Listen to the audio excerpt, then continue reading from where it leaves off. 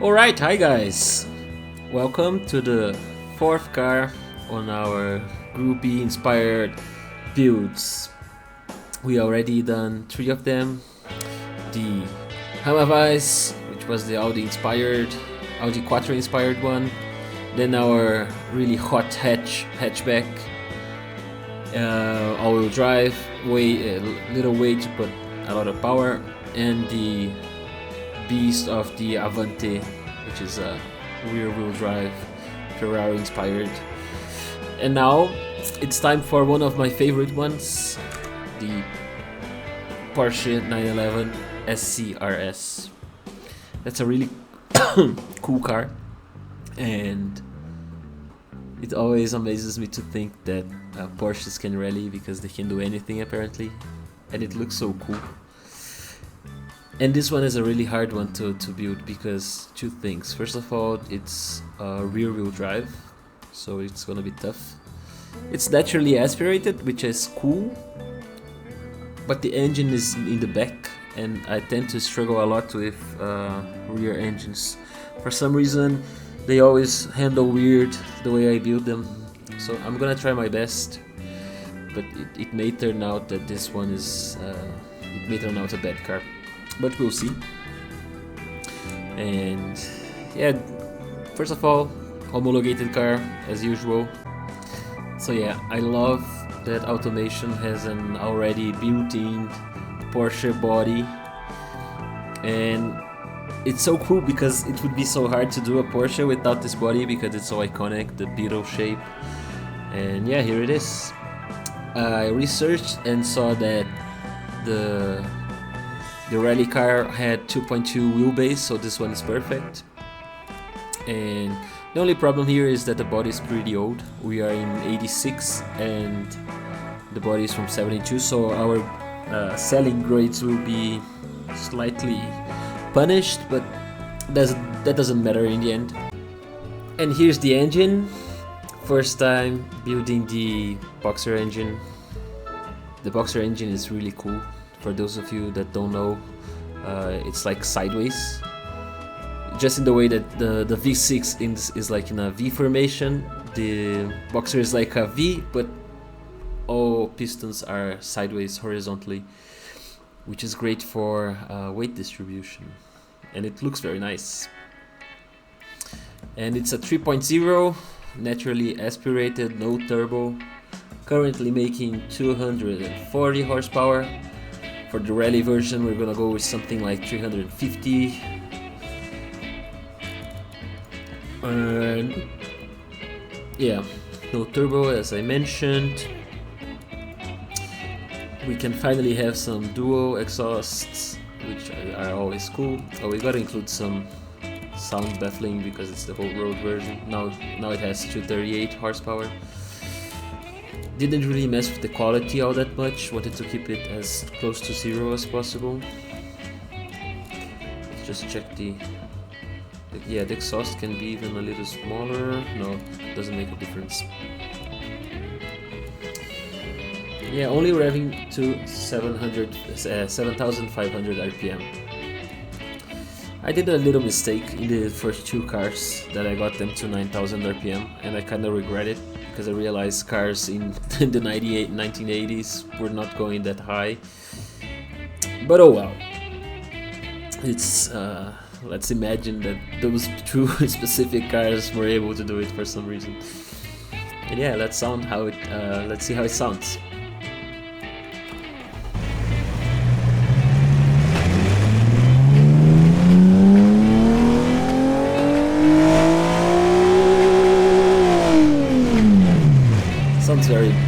Sounds very baffled, as it was to expect. But yeah, let's go for the body now. Slight adjustment. I fixed the manifold, which was overheating. It was too small. Now the power curve ends at the peak and the manifold is a bit bigger.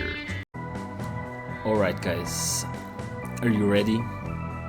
This one I think looks pretty cool. I think I got it pretty damn right. Here is the Porsche that is not gonna be named Porsche. I need to think a name for it. But yeah, here it is. I love it, honestly.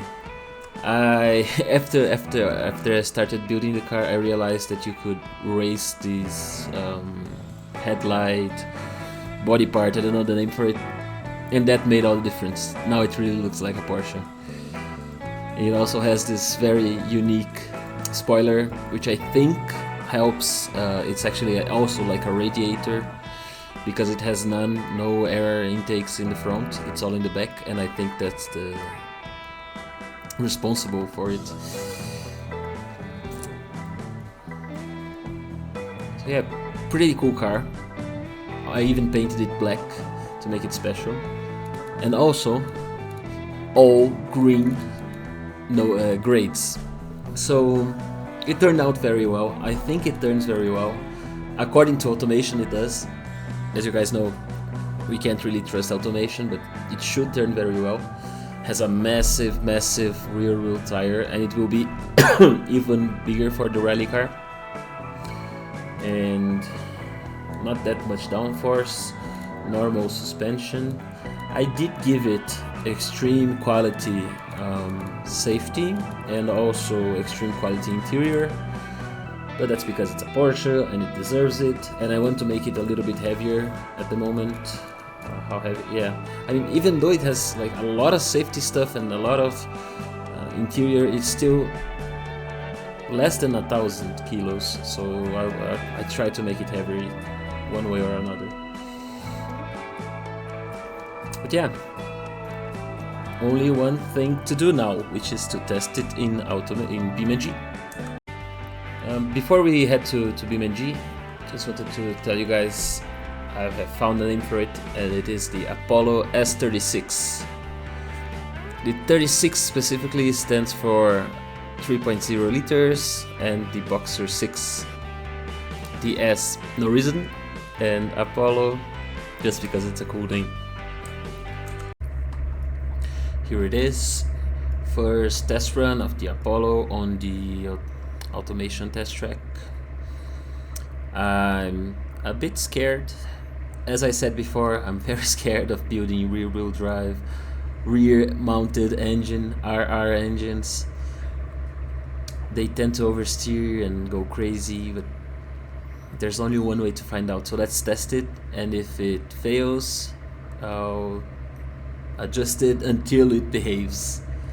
Just a quick test sound before we go. Yeah. It's nice to have finally have an aspirated engine. So yeah, that first test run.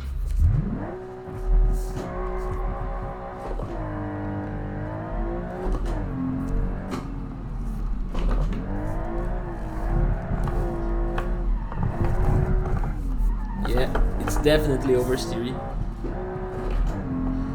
but I think I can manage.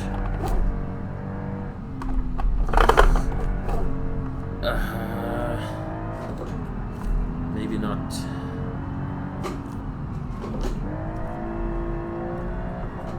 I mean, I gotta remember to go easy on the throttle. I've been driving all-wheel drive for some time, and this is a whole different type of driving.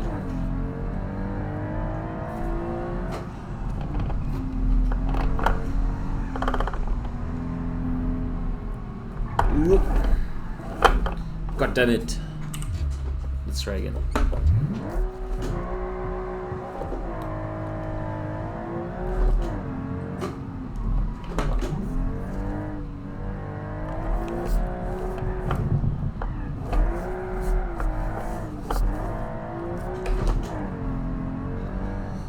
I'm really pushing to see how far the rear goes, trying to drift on purpose. The drift loses itself, that's a fact, but I can recover, so that's the most important thing. You know, the car is actually bad when you lose control and there's no way to recover it, just like this. But again, I'm trying to test the limits. If you can take control back, then it's fine.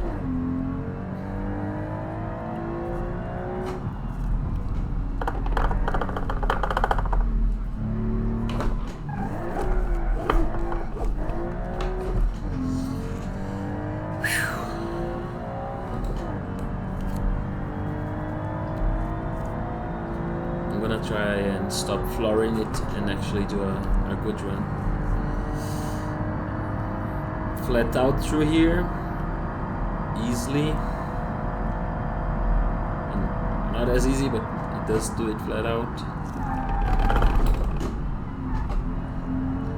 I think there's something wrong with the tires hitting the chassis because the car shakes too much when you brake.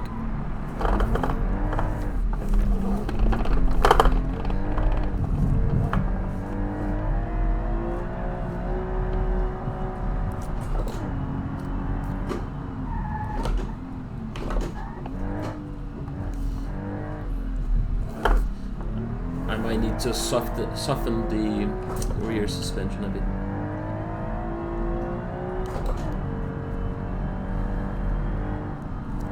It's not bad, but it's not perfect. Yeah, I'm gonna head back to automation and be right back. Okay, so I changed a few things. I made the front tires a bit smaller. I softened up the rear suspension and gave it a little bit of aero. Also, I just noticed that the license plate in the back is gone.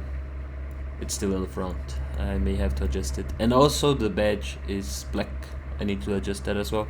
But oh well, let's see how it drives.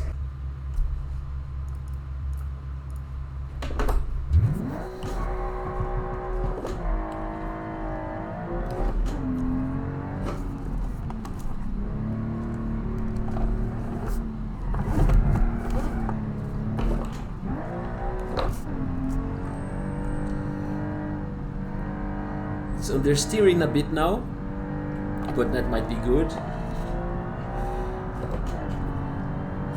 Just let's see if it's not too much. But I think it's definitely more controllable. Oop, my bad. This one was actually the gearing. I messed up the gearing, not the car's fault.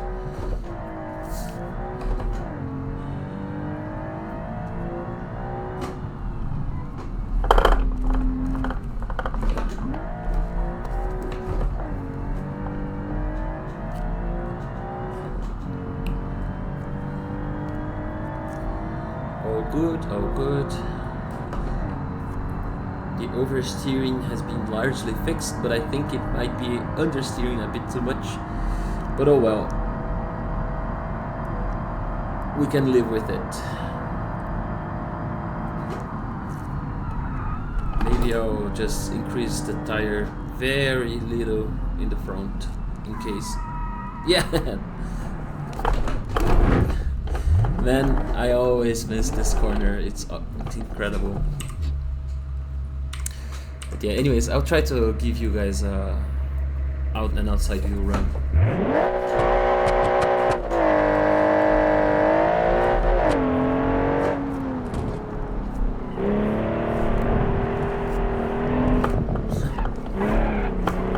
I swear, it's so hard to do it outside.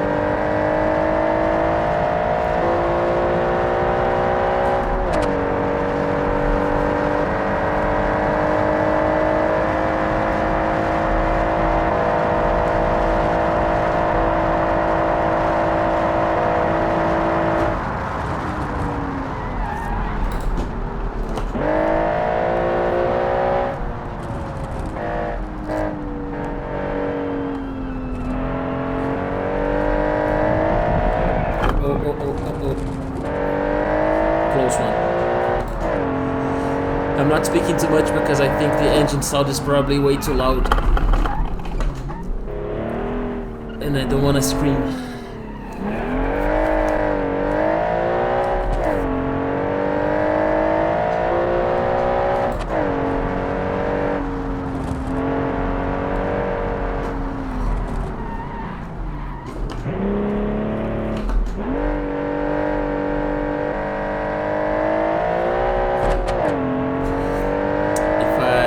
accelerate while turning, it turns a bit more, so I think I'll use it to my advantage. I think I just saw the tires shaking, which is not good.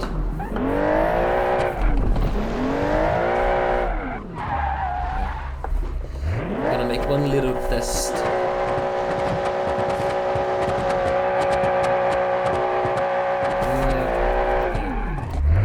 I don't know, I saw this tire here. Maybe it's clipping the body for some reason, and that's making the steering worse. But anyways, I think that's enough for this one. That's the Apollo. It drifts kind of well. That's the Apollo for you guys, and now I'm gonna leave you with the montage. Thank you for watching. On the next video we'll build the rally version.